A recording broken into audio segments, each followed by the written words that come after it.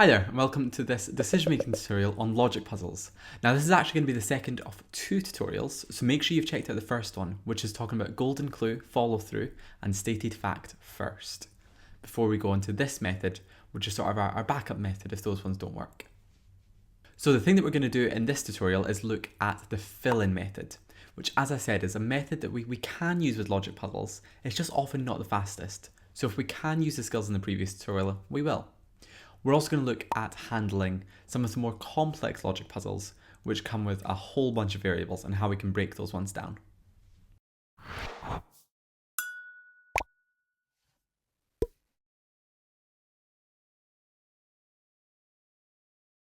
Now, with any logic puzzle question that you get placed in front of you, you've always got to check, is there a golden clue? Is there a way for me to follow this through? Is there some sort of stated fact here?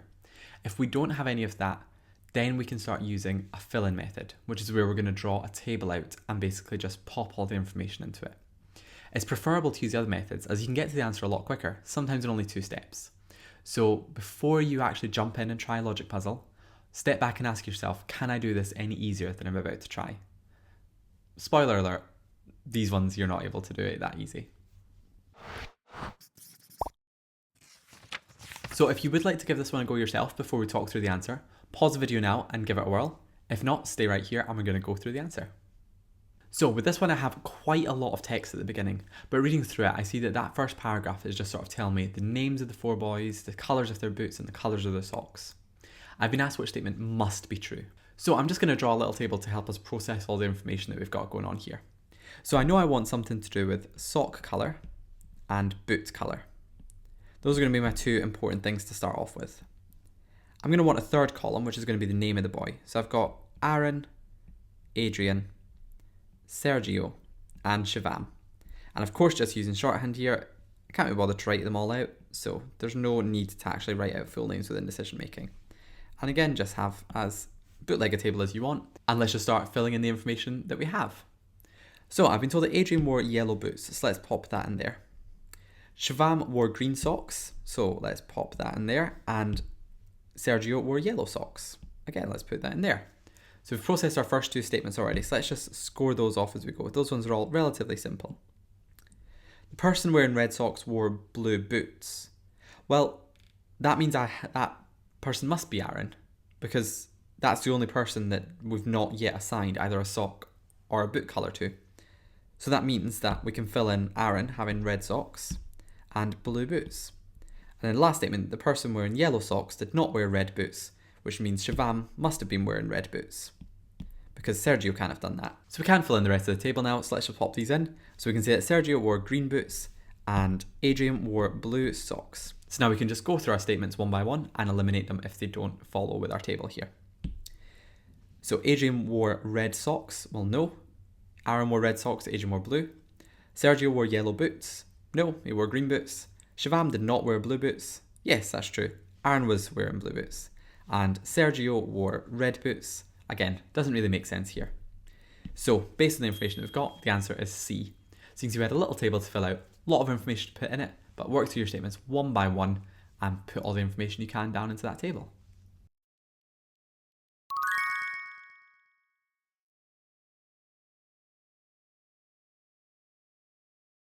So one of the first things you should do with this sort of question is actually work out how big your table is meant to be. So look through your variables first, work out how much information is going to be going into that table, namely what are the headings of that table. Get all of that down and then just start filling it in. So we've got another type of question here, a slightly more difficult one this time. So again, if you want to have a go of it, pause the video now and give it a whirl. If not, stay right here.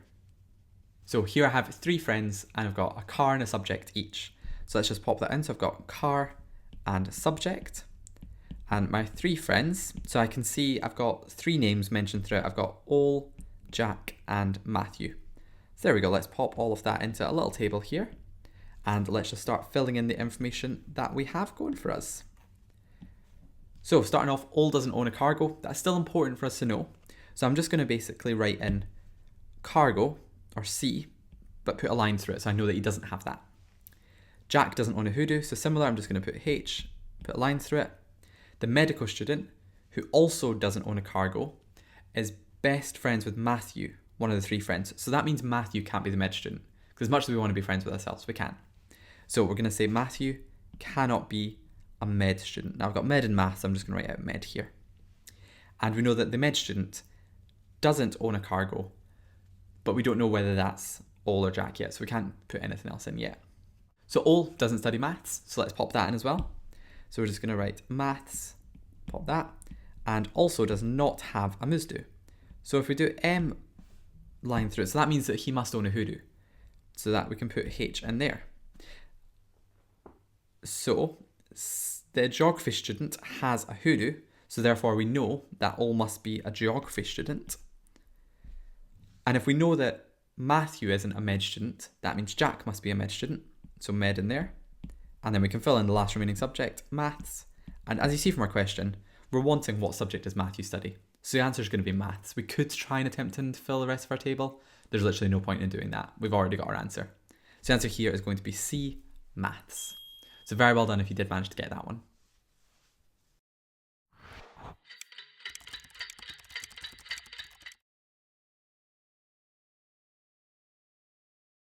Now, we found that about 2/3 through the exam, so roughly about question 20 as a benchmark, there will be an incredibly difficult logic puzzle. Don't worry if you can't solve this, it's better to not waste so much time in it, as logic puzzles are still only going to be worth 1 mark in decision making, in comparison to some of the other questions which are going to be double weighted as 2 marks. So don't worry if you can't solve it, it's best just to flag and come back if it seems too complicated. And speaking of complicated questions, let's throw one at you just now. So this is one that's going to have lots and lots of variables in it. There may be a sneaky golden clue or stated fact in there if you want to have a look for it, but mainly try to have a go of this one and don't worry too much about time for just now, worry about your methodology mainly. So pause the video now and give it a go. So this one is incredibly complex and we're going to have quite a big table going on with so many variables. So our 3 variables on the top is going to be height, weight and diastolic blood pressure, it's BP. And then all our names are going to go down the side. So again, I'm just going to write J, S, G, Z, F. I don't need any more exact than that. And let's quickly make this look like an actual table we've got going on here, just for a bit of neatness. So let's just start filling in. So as I said, we're going to look for any sort of stated fact first. So reading through, I've mainly got this chunk of text at the end, which tells me everything that I need to know. So the only stated facts that I can see, and I'm just going to score them off as I go, is that Farah weighs 63 kilograms. Grand. So let's pop that in so far. So Farah is 63. Grand. And has a 3rd highest heart rate. That's also fundamentally a stated fact. So the 3rd highest heart rate is going to be counting down from the heart rates listed we have. It's going to be 70. So that means Farah has a heart rate of 70. Grand. So if we then look for any other info that we can get. Now we've also got a range of numbers here. So anything that's comparing 2 numbers, we could maybe have a peek at. So the next line, Zolt has a diastolic blood pressure that's 10 more than Duran. Looking at the blood pressures, there's only 2 of those that are exactly 10 apart. And that's 67 and 77. So I'm going to score off this one. Zolt has the blood pressure 10 more than Duran.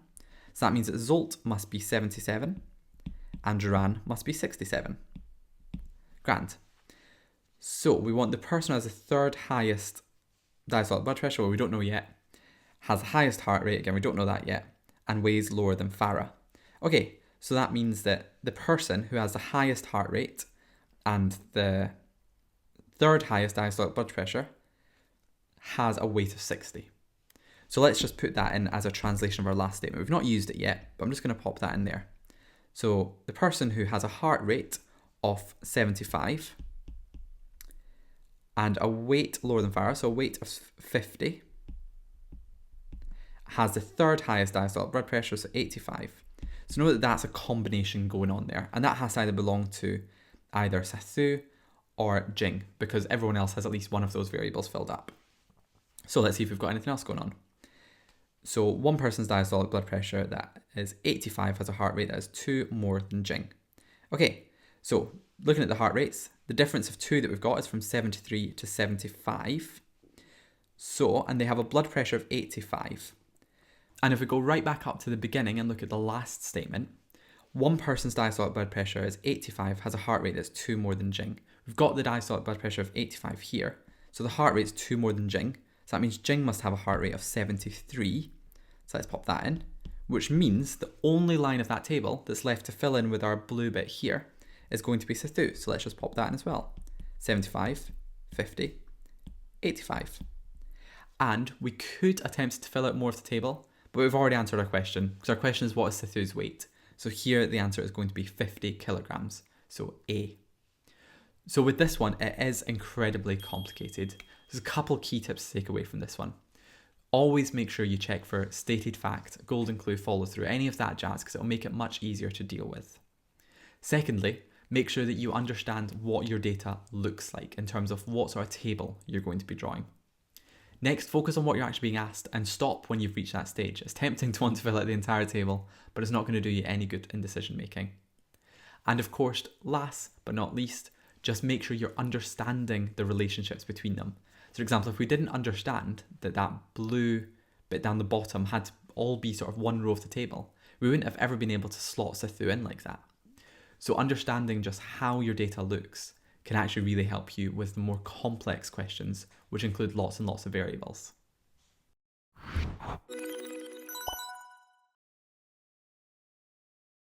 So hopefully that now gives you an idea of how to utilise the fill-in method as our backup method in case our other logic puzzle methods don't actually work.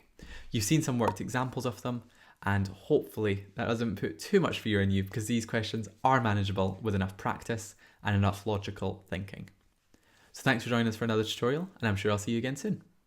To unlock the rest of the series, which is 70 videos including live walkthroughs and over 1,000 different questions, just click the link in the description below.